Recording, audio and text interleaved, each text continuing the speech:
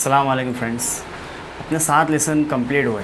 अब इसके बाद जो रहेगा 8वां लेसन, जो कि प्रेजेंट परफेक्ट के बाद का पास्ट परफेक्ट देखना रहेगा। जैसे कि काम हो जाने की बात है, तो जो प्रेजेंट में हो चुका है उसके लिए प्रेजेंट परफेक्ट, लेकिन जो पास्ट में एक वक्त में काम ख़त्म हो गया, जो पूरा हो चुका है, वो चीज़ की बात अब हम पास्ट परफेक्ट में देखने वाले हैं। जैसे कि मैं काम कर चुका हूँ, लेकिन ये प्रेजेंट परफेक्ट, अब काम कर चुका था, तो ये होगा पास्ट परफेक्ट। तो उसकी हेडिंग होगी पास्ट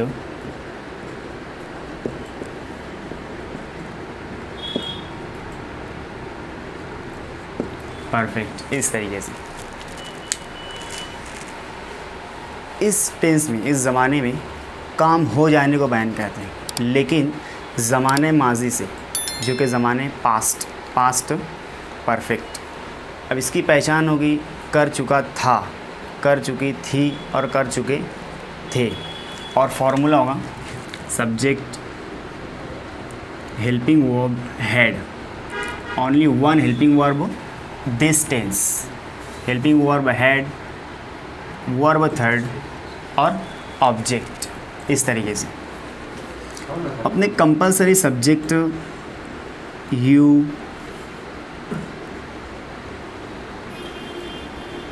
ही, शी, वी और दे, इस तरीके से। अब इसके अंदर जो पास्ट परफेक्ट टेंस है, इसके अंदर कंपलसरी जो हेल्पिंग वर्ब हैड, इस तरीके से I had, you had, he, she had और दे हैड। ये हुआ हेल्पिंग वर्ब, यानी हर सब्जेक्ट के साथ वन हेल्पिंग वर्ब, राइट। अब वर्ब थर्ड, जैसे कि आई हैव, अगर मैं इसकी जगह हैव कर दूं तो ये प्रेजेंट परफेक्ट, मैं कर चुका हूं, लेकिन अगर आई हैड लिखा हुआ रहेगा तो मैं कर चुका था। अब वर्ब थर्ड लेके बताने, जैसे कि आई हैव क्रिएटेड वीडियो, मैं वीडियो बना चुका था।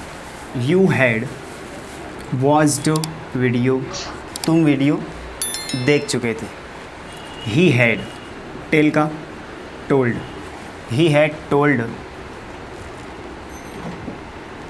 हिम, वो उसे बता चुका। शी हैड रिटन, अब शी हैड रिटन, वो लिख चुकी थी। अब एनी ऑब्जेक्ट बट लिखने के इरादे से, टाइप से, जैसे कि शी हैड रिटन स्टोरी, वो स्टोरी लिख चुका था। अब back to back simple sentence और नॉर्मली वर्ब के साथ। अब उसके बाद वी हैड, जो कि होता है रन, यू एन, अगर सेकंड हो तो इसके अंदर क्या लगते हैं ए, वी हैड रन। इससे पहले मैं ये वर्ब के बारे में बता चुका हूँ, तो इसका जो थर्ड होगा उसमें लगाया जाएगा you. We had run, first में भी रन और थर्ड में भी रन, यू हैड रन। उसके बाद दे हैड, टॉक का टॉक्ड, इस तरह से दे हैड टॉक्ड, वो लोग बात कर चुके थे। जैसे कि they had talked to teacher, इस तरह से टू टीचर, वो लोग टीचर से बात कर चुके थे। अब ये अफर्मेटिव सेंटेंस, अब जो कि नेगेटिव रहता है, मैं 2 नेगेटिव के बाद सीधा 7 लाइन की तरफ चलते हैं अपन। जैसे कि सब्जेक्ट 1, यहाँ पर मेरे तो यू और हेल्पिंग वर्ब हैड और यहाँ पे नॉट, यू हैड नॉट, तुम नहीं कर चुके थे, जैसे कि यू हैड नॉट।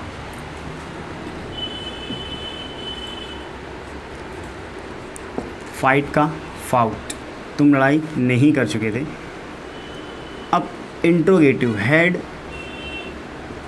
यू, इस तरीके से हैड यू थिंक का थाउट, हैड यू थाउट, क्या तुम सोच चुके थे, had you thought about me, इस तरह से, अबाउट मी और question mark. Had you thought about me, क्या तुम मेरे बारे में सोच चुके थे। ये हुआ इंट्रोगेटिव।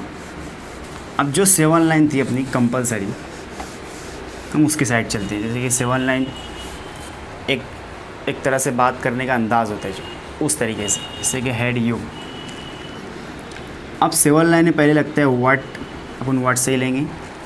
और हेल्पिंग वर्ब जो टेंस है अपना, जो टेंस में बात हो रही है, जो अंदाज में, जो तरीके से जहाँ बात हो रही है, उस हिसाब से फ़िलहाल में अपना चल रहा है पास्ट परफेक्ट टेंस। तो इसके अंदर हेल्पिंग वर्ब उसी का आएगा, व्हाट हैड यू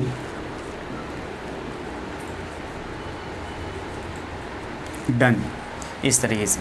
अब वर्ब थर्ड, डू का third, done. What had you done, तुम क्या कर चुके थे। सो आई हैड, इस तरीके से आई हैड। स्पीक, इसका third spoken, I had spoken English, मैं इंग्लिश बोल चुका था। सो थर्ड लाइन में हैड,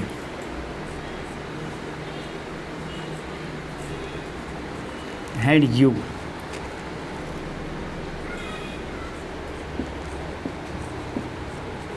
रिटन इंग्लिश और क्वेश्चन मार्क, क्या तुम इंग्लिश लिख चुके थे। सो रॉन्ग आंसर, तो देना नो आई, सो बोला no I had not written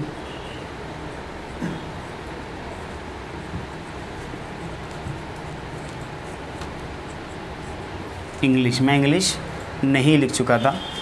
और यहाँ पर लिखेंगे आई हैड, यहाँ पर रहेगा स्पोकन, और आगे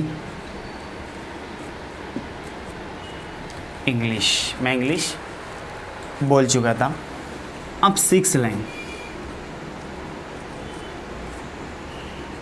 हैड यू,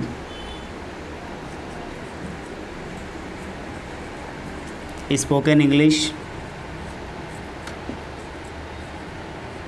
क्वेश्चन मार्क। अब नीचे क्या आने वाला है वो आप बखूबी जानते हैं। सो मेरा ख्याल है कि आप खुद लिख कर बताएं, कमेंट बॉक्स में आप खुद लिख कर बताएं कि 7th लाइन में क्या है। बहुत ही आसान है, एकदम सिंपल है, आप वो लिख सकते हैं। तो अपना जो लेसन नंबर 8 था, पास्ट परफेक्ट, यहाँ पर होता है कंप्लीट।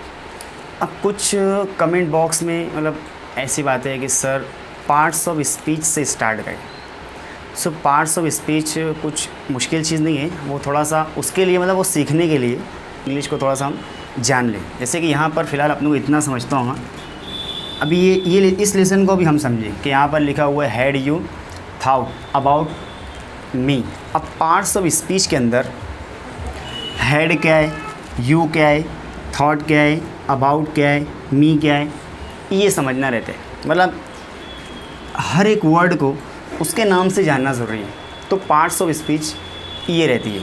लेकिन फ़िलहाल में अगर अभी फ़िलहाल में ये जो नॉर्मली सेंटेंस चल रहे हैं इसी के ऊपर अगर रहेंगे तो फ़िलहाल में अपनी इंग्लिश अच्छी क्लियर होगी। पहले इंग्लिश को नॉर्मली क्लियर कर लेंगे ताकि समझ में आ जाए कि टेंस क्या है, ऑक्सिलरी क्या है नॉर्मली, तो उसके बाद अपन पार्ट्स ऑफ स्पीच की तरफ इंशाल्लाह बढ़ेंगे। तो नॉर्मली एक अंदाज़ देख लेते जैसे कि हैड। अब हैड क्या है, हेल्पिंग वर्ब, यू क्या है, सब्जेक्ट है, थॉट क्या है, वर्ब है, अबाउट क्या है, पोजीशन है, मी क्या है, कॉलम है। तो इसी चीज़ को पहचानना रहता है। समझ लो कि मैं पार्ट्स ऑफ स्पीच की एक अंदाज़, पार्ट्स ऑफ स्पीच की एक तरीका मैं नॉर्मली बता दी हूँ आपको। तो ये पार्ट्स ऑफ स्पीच इसी को कहा जाता है। सो आप ज़्यादा टेंशन ना लें, पार्ट्स ऑफ स्पीच की तरफ ध्यान ना दें ज़्यादा फ़िलहाल में। अगर हम इंग्लिश में नए, ज़्यादा अपनों को इंग्लिश की इल्म नहीं है ज़्यादा, तो फ़िलहाल इसी तरह सीखें। अब पार्ट्स ऑफ स्पीच इंशाल्लाह हम 12 टेंस के बाद उसी को देखेंगे। ओके, सो अपना फ़िलहाल में यहाँ पे पास्ट परफेक्ट जो कि लेसन नंबर 8 है, यहाँ पर होता है कंप्लीट। आई होप कि हमारी वीडियो आपको पसंद आई होगी। इस तरह हमारी वीडियो को लाइक करें, सब्सक्राइब करें और फ्रेंड्स में शेयर करें। और हाँ, if you update your knowledge so follow ACS। अल्लाह हाफिज़।